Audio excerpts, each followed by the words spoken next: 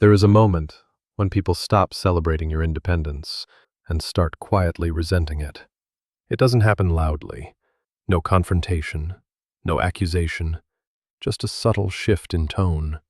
You're called distant, then arrogant, then hard to read, then, without anyone saying it directly, a problem.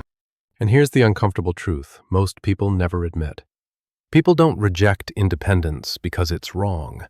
They reject it because it forces them to confront what they're avoiding. Independence removes something many people rely on to feel stable: emotional leverage. When you don't need reassurance, when you don't seek approval, when you don't regulate yourself through others, you quietly break the rules of the social game. Because most relationships, personal, professional, even moral, are built on invisible dependency, shared emotion, shared insecurity, shared need. And when someone steps outside that exchange, they become unsettling, not aggressive, not rebellious, just unavailable to be managed. Carl Jung understood this fear deeply. He knew that true independence, what he called individuation, is not a lifestyle choice. It is a psychological rupture. It separates a person from the collective emotional field. It removes the buffers people use to avoid their own inner depth. And when that happens, something dangerous occurs. Projection fails. People can no longer offload their anxiety, doubt, or instability onto you. It returns to where it belongs, inside them. And most people are not prepared for that encounter. So they don't admire independence. They pathologize it. They moralize it. They pressure it to soften, explain itself, or belong again. In this video, we're going to explore why independence provokes discomfort instead of respect, why the collective resists those who don't need it, and why inner depth, once claimed, comes with a cost most people never talk about. This isn't about isolation, it's about sovereignty, and it's about why most people can't handle it. Most people believe they think for themselves. In reality, most people are regulated by others. From childhood onward, identity is shaped through emotional synchronization. Approval signals safety. Disapproval corrects behavior. Belonging is maintained not through logic, but through shared emotional rhythms. Laughing at the right moments, reacting at the right speed, needing the right things. This is the collective mind at work. Independence threatens it not because it opposes it, but because it refuses to participate. An independent person does not move in step emotionally. They don't rush to reassure discomfort. They don't absorb group anxiety. They don't mirror reactions to maintain harmony. And when someone stops doing that, something subtle but destabilizing happens.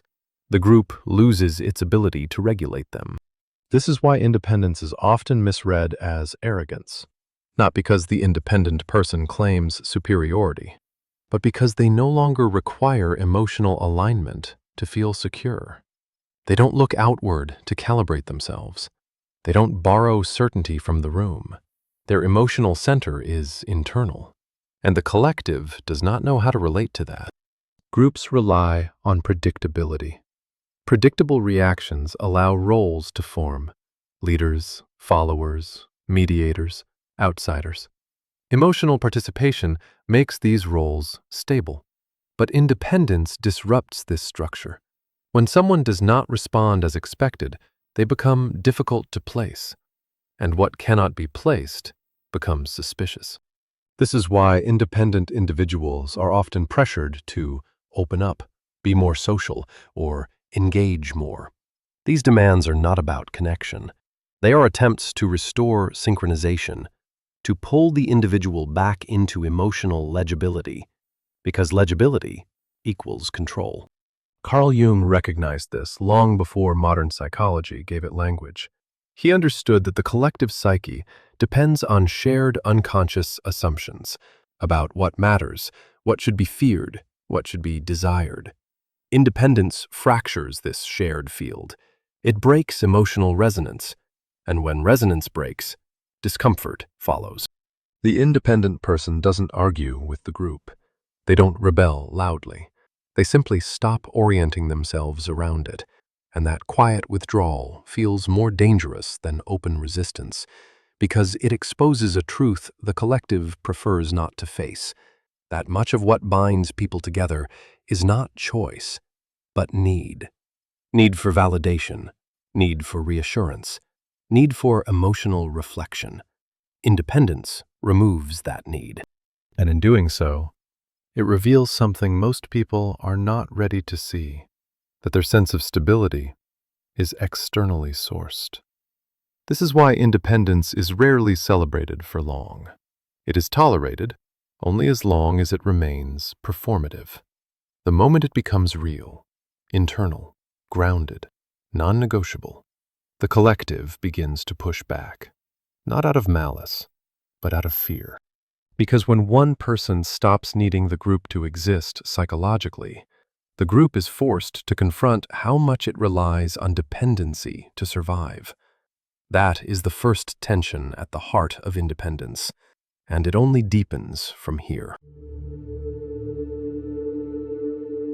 Carl Jung did not believe most people feared independence because it led to loneliness. He believed they feared it because it led inward. Independence removes distractions. It strips away emotional outsourcing. And when that happens, the psyche is forced to confront what it has been avoiding. This is where the fear begins. Jung called this confrontation the encounter with the shadow, the unresolved, unexamined parts of the self that are usually projected outward. Most people maintain psychological balance by dispersing this material into relationships, groups, causes, and conflicts. They provoke reactions. They seek validation. They align with collective emotions so they don't have to sit alone with their inner contradictions. Independence interrupts this process. When someone no longer reacts on cue, no longer absorbs emotion, no longer mirrors insecurity back to the group, projection fails. There is nowhere for the shadow to land. The anger, the doubt, the hunger for control, it all rebounds inward. And that rebound is deeply uncomfortable.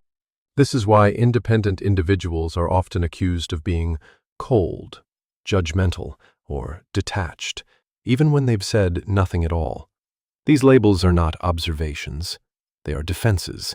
They allow the observer to externalize discomfort rather than confront its source. The independent person becomes a mirror, one that reflects not behavior, but absence. And absence forces interpretation. Kafka understood this mechanism intuitively. His worlds are filled with systems that demand explanation, justification, and emotional compliance. His characters suffer not because they rebel loudly, but because they refuse to fully explain themselves into legibility. They are opaque, and opacity to a system is intolerable. Independence creates that same opacity. When you no longer feel compelled to explain your choices, soften your boundaries, or narrate your inner world for comfort, others experience friction. They feel stalled. The usual psychological machinery, reaction, reassurance, emotional exchange, fails to engage. And when machinery fails, anxiety surfaces. This anxiety is often misdirected.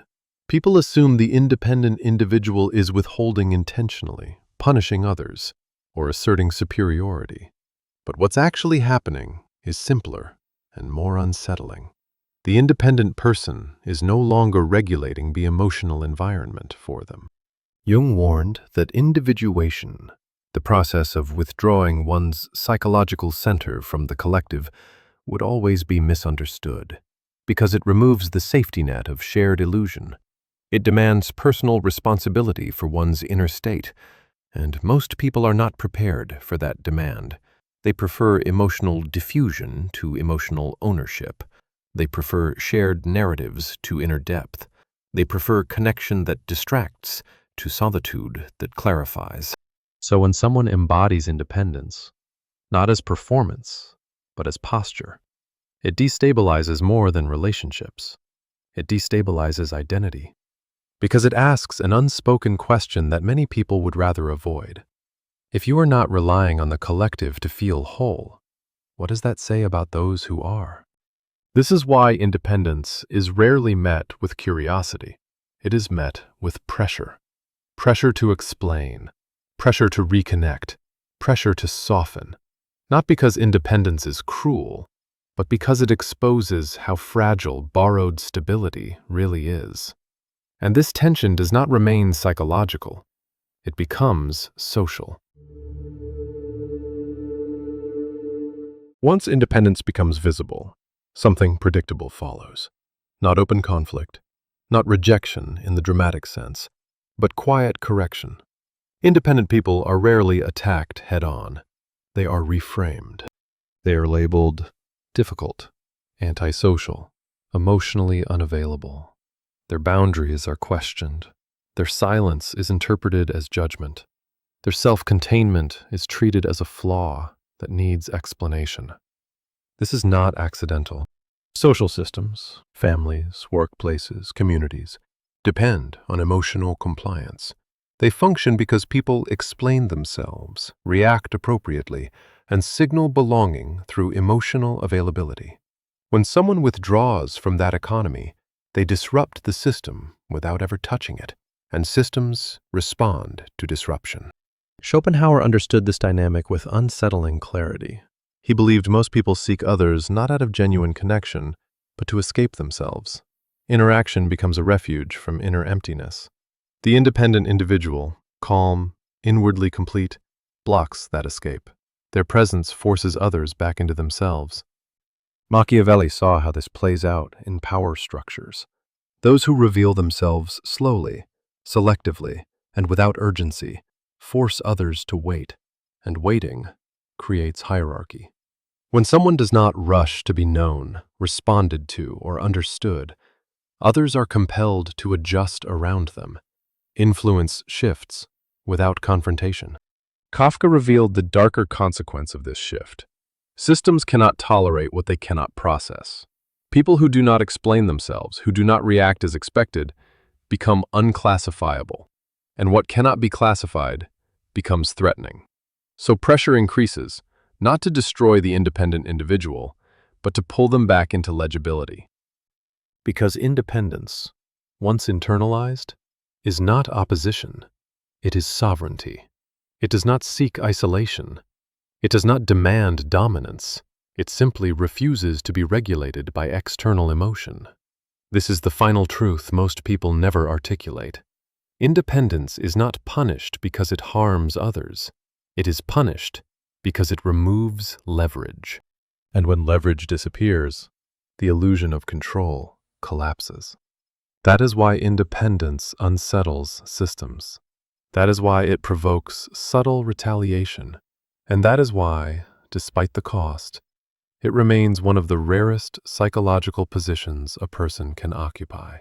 Because sovereignty asks something most people are unwilling to give: responsibility for their own inner world. If there is one truth beneath everything we've explored, it's this: independence is not rejected because it is hostile. It is rejected because it is inconvenient. It removes the emotional shortcuts people rely on to feel stable. It takes away shared excuses.